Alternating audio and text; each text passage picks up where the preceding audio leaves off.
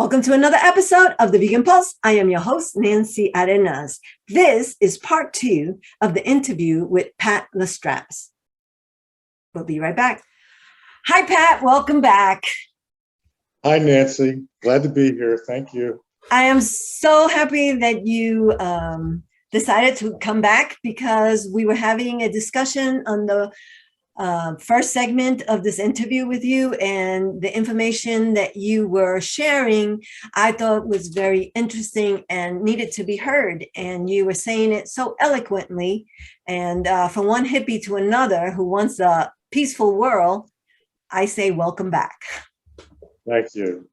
Thank you. Now, we were talking last time about your ahimsa garden and not doing harm to anything or anyone, whether it be the earth, the little creatures that are there, and that even though people think we have dominion over animals, in reality, what I believe is that we have stewardship, and only because we are able to move from place to place, buy things and stuff like that. Otherwise, we'd be in the wild like the animals trying to survive. Right. Well, ahimsa gardening is something that is fully embedded in my programming. And it doesn't apply only to gardening. It's a philosophy and outlook on the world which pervades every aspect of my life. My ethical veganism and my gardening practices are essentially part of the same underlying philosophy, and that is we do no harm to others, nor do we believe that we have a superior right or claim or dominion over the universe.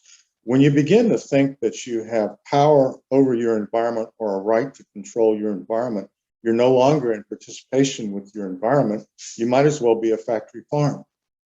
And so my view is that since we're all in this same cosmic ride, that we have no superior claim to our brothers and sisters, spiders and earthworms, rats, birds of all feathers. We're all here and we all have an equal right. Now, you mentioned stewardship. And I understand what you mean by stewardship. We use our understanding and our intellectual development to do what's right to maintain the balance on the planet. Also recognizing that we still don't have a right to kill, because then you're asserting a superior right, which we don't have. When we show the humility and the understanding, when we're enlightened to the point at which we accept the fact that we're only part of this cosmic symphony, then we no longer think that way. That is old programming, and it's replaced by a newer, more holistic, a participating outlook, and a much better way of life, a happier way of life. There are no contradictions at that point. You don't have to come up with these really intricate reasons and philosophies, whether it be religious or practical, to justify killing of animals. And so I can understand how paternalistic societies develop religions that somehow rationalize animal husbandry and the way that animals were used for work and for food and for clothing and all of that. Again, it was a way to rationalize that superior right or claim or dominion over the animal kingdom. But once you get beyond that, you come to a point at which you have a 360 view of the world around you. And then it becomes a much more fruitful view. When I go out to my medicine wheel and I experience the nature in the mornings, I feel this sense of joy. It's one thing to open a Christmas package and find a bicycle. And it's another thing to experience a baby squirrel in your hands that you're nursing, an orphan baby squirrel. There's a feeling, a genuine feeling of spontaneity. It's something that's indescribable. And I think that the right things don't require intricate explanations. If they seem right as rain, then perhaps they are right as rain. How do you create a rational, how can you describe the feeling that you experience when you hold your newborn baby? There are no words for it. There's no way to describe it. So again, ahimsa is something that enables me to be a participant and enables me to short circuit ego mechanisms and become much more humble, accepting, embracing, and enables me to enjoy life in a way that I really couldn't before. And I think that when we let go of the ego that people so desperately want to hold on to because they want to be so much better than everybody else, that we get a higher power, because all the things that you're talking about, those experiences when you're holding a baby, it becomes everything you experience starts to have some sort of special meaning like that. I know that before I went vegan, even though I thought I was a lover of animals, now when I look at the cows or the pigs or the dogs or the birds, it's a whole different feeling. And when I see them doing something, like I had a robin teaching its baby robins how to fly, and I was just mesmerized by it, that it is a different, special feeling. And so when last time in our interview, you talked about who is to say who's more intelligent, and I'm thinking the animals hold a higher intelligence in their own way because they live in harmony. Where they live in their environment, if left to their own devices, it's harmonious, is not destroyed like humans do. You know, wherever they step, they elephant populations, right? And the elephant populations, that's a perfect example. One might ask whether they have greater emotional intelligence than we do. They weep, they mourn, they nurture their young, they have tears. Elephants, mourn. And they mourn. And dolphins. Dolphins are uncanny. Octopi are uncanny animals. Unfortunately, they have short lifespans, but octopi have incredible brain function. And so what is intelligence? Is it cerebral? Is it methodology? Is it mathematics? Or is it intuitive? And so the brain functions of dolphins and elephants and birds are far superior to human intelligence in many ways.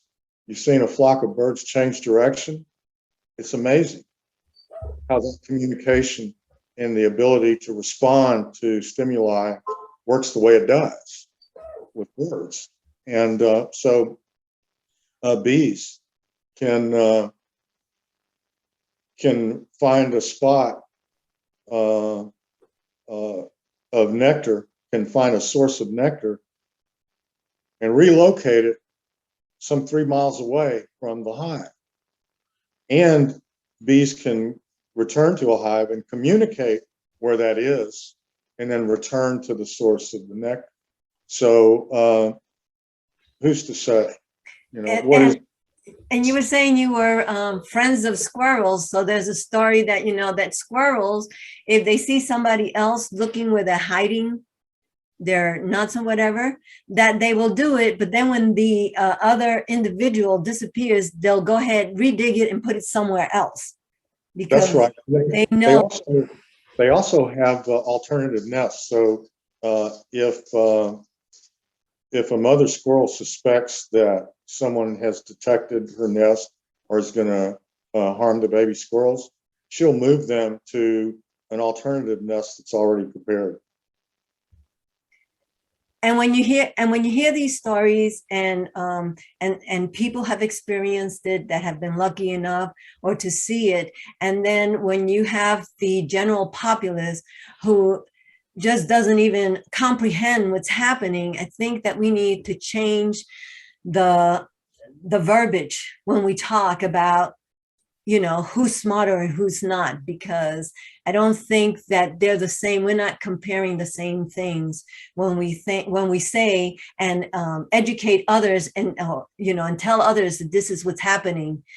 We need to change the story to the truth. The truth is they're just as smart.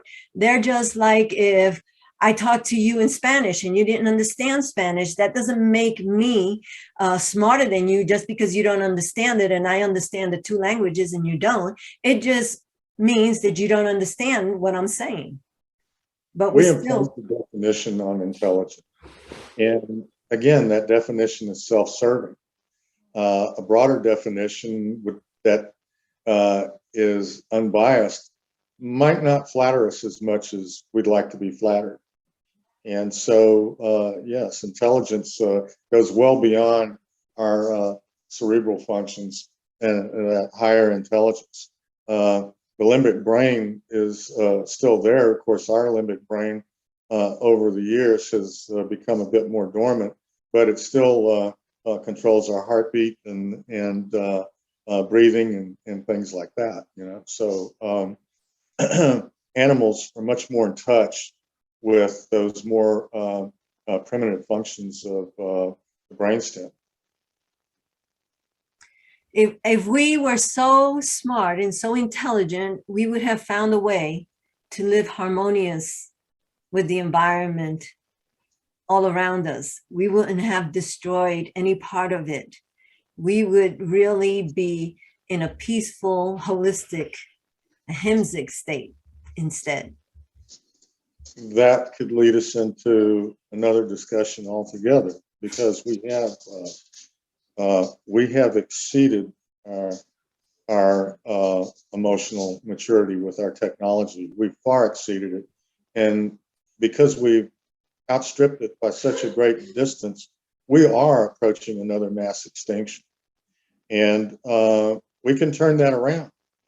But it seems that each successive generation is better suited to do that. Our generation has its prophets, but hopefully the next generation and the generation that follows will be able to take that message to a much wider audience. People will understand what we're doing to the planet. And maybe that's what people like you and I are here to do, is to help them get away from what they've been told that has to happen, to fit into that little pattern that society likes to put us in. And we're here to tell them, break free of that. You have so much more potential if you don't do what everyone else has done in the past. If you stop doing what always has been and change it to what it should be. Right. History is a teacher, but in many cases, with a changing paradigm, you can't rely so much on history. You have to look at a whole new construct, and how do you navigate within that new construct in a way that makes your life meaningful? And I think we're approaching. And wrapping up, Pat, any words that you want to put out there for people who are trying to go vegan? Sure. Be kind to others.